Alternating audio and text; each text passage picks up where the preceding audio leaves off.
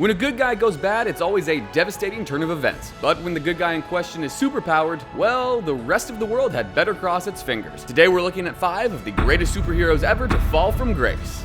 Shazam, aka Captain Marvel. Shazam is the current name of the superhero once known as Captain Marvel. Don't let the word Marvel fool you though. These days Shazam's a DC superhero. First dreamed up in 1939, Shazam is the alter ego of Billy Batson, an otherwise ordinary kid. By speaking the word Shazam out loud, Batson transforms into a fully grown man with incredible powers of speed, strength, and more. Today, Shazam is a frightfully strong hero who can even summon lightning bolts from the clear blue sky at will. But he's almost always been on the side of the good guys, much to their relief. However, with the sheer brute power that he brings to the table, the one time he did go bad, the consequences were severe. During the acclaimed Alex Ross illustrated Kingdom Come miniseries, set in an alternate future, Shazam is brainwashed by perennial DC villain Lex Luthor, becoming Luthor's right-hand man and most powerful weapon. We see the full power of Captain Marvel on display in a scene outside a supervillain prison, where he easily beats down Superman himself, tearing a hole in the prison and releasing the inmates while he's at it, and nearly defeats Supes by blasting him with a barrage of magical lightning bolts. Superman only prevails by forcing Marvel to strike himself with his own lightning, reverting him to Billy Batson, now a full-grown man. Finally able to listen to reason, Shazam decides to make amends for his actions, killing himself to prevent a nuclear weapon from destroying every superpowered person on Earth. His 11th hour sacrifice mitigates the damage a little bit, but in the end, almost every superhero and supervillain end up dead anyway. Yeah, Kingdom Come is,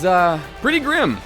Angel, aka Archangel. Spoiled playboy, brooding introvert, world-weary hero, Warren Worthington III, known alternately as Angel and Archangel, has gone through a lot of personality changes since debuting as one of the original X-Men back in 1963. Angel's most obvious original mutant power was a pair of enormous, angelic-looking wings, which granted him flight and enhanced strength, along with hollow bone structure and other physiological changes that improve his speed, dexterity, and eyesight.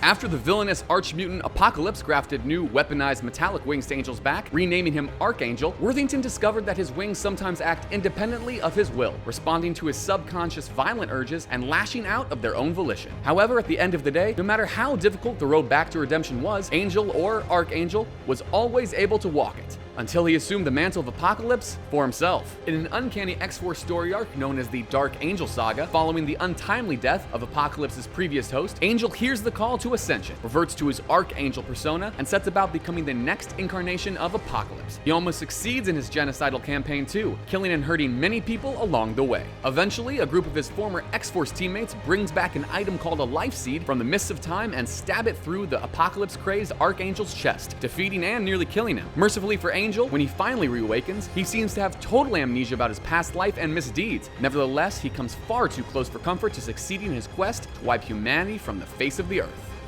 The Plutonian. Mark Waid, the creator of the Plutonian, didn't just pull the character's name from a hat. Like another famously invincible superhero who's sometimes known by his planet of origin, the Plutonian, star of Boom Studios' aptly named comic book series Irredeemable, hails from an alien world, wears a red cape, and stands up for truth, justice, and the American way. The Plutonian is similar to Superman in almost every respect. He has inhuman strength, speed, and stamina, can fly and withstand the harshest environmental conditions, has energy powers, and more. Also, like Superman, he works tirelessly to uphold virtue and righteousness in an imperfect world. That is, until he gets burned out on it. When the Plutonian cracks, he cracks like a fault line in a disaster movie. It's a terrifying event, and everyone even remotely nearby feels it. The former savior of the planet turns on it in a chilling and heartbreaking display of lost faith, raining destruction down upon its mortal inhabitants, and even going so far as to sink an entire city, Singapore, into the ocean, killing hundreds of thousands of innocent people at once. His former comrades, a group called the Paradigm, try to save him or stop him, but there's no happy twist ending for this hero turned villain. He brings the earth down in flames around himself and ends up more or less dead, leaving behind a potent lesson about the dangers of trusting any one person with too much power. The one silver lining at the end of Irredeemable is a little nod to Jerry Siegel and Joe Shuster, the creators of the original Superman. The last of the Plutonian's essence is sent into their minds in another universe, our universe, where, ironically, it inspires them to dream up the world-famous Big Blue Boy Scout we all know and love.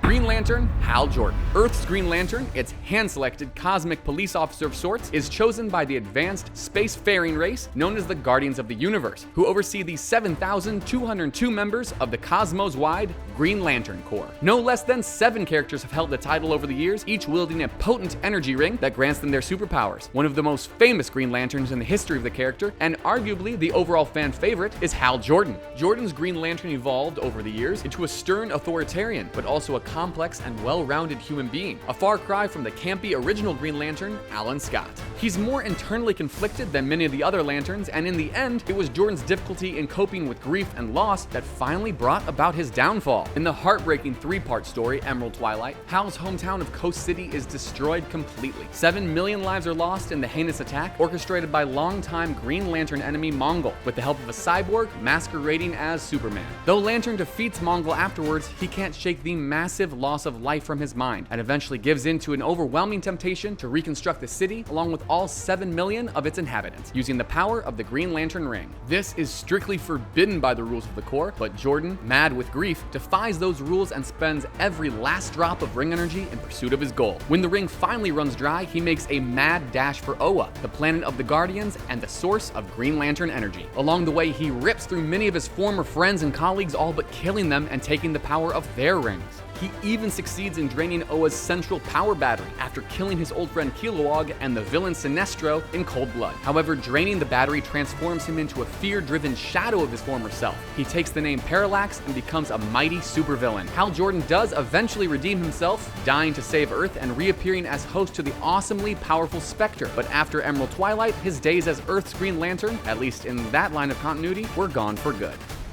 Jean Grey / Phoenix. Psychic Jean Grey, another of the original X-Men, has served as romantic interest, confidant, peerless scientist, and fearless warrior to her teammates over the decades, but no character fell farther or is as widely remembered for it as Jean Grey when she transformed from a relatively mild-mannered background player to the godlike Phoenix. Jean Grey's full psychic abilities were never known before X-Men number 101, when she was pushed to her absolute limit in the radioactive void of space. The last conscious team member aboard a badly damaged shuttle, Grey's love for her teammates and her determination to save their lives, even at the cost of her own, pushes her mind to the limit and beyond, revealing incredible psychic energy powers and saving her life. The transformed Jean Grey soon reveals her new identity as Phoenix, a newly reborn X-Men with powers far beyond that of any of the others. However, power corrupts, and Phoenix's power is nearly absolute. After a failed attempt by the Hellfire Club to turn her into their pawn, Phoenix, already drunk on her own strength, snaps and becomes an inhuman being calling itself Dark Phoenix.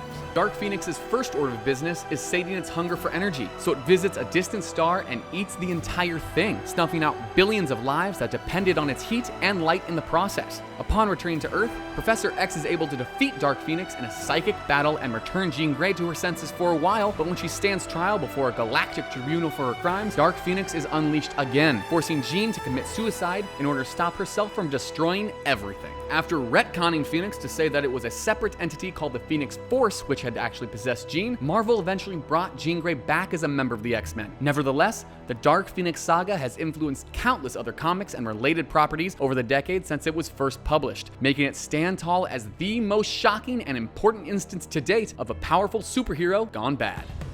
So, what do you think? What supersized falls from grace did we miss? How did it feel when your favorite superhero went too far and turned to the dark side? Like this video and leave us your thoughts in the comments below. And don't forget to subscribe to the CBR channel so you never miss our other super videos on comics, movies, games, and much, much more.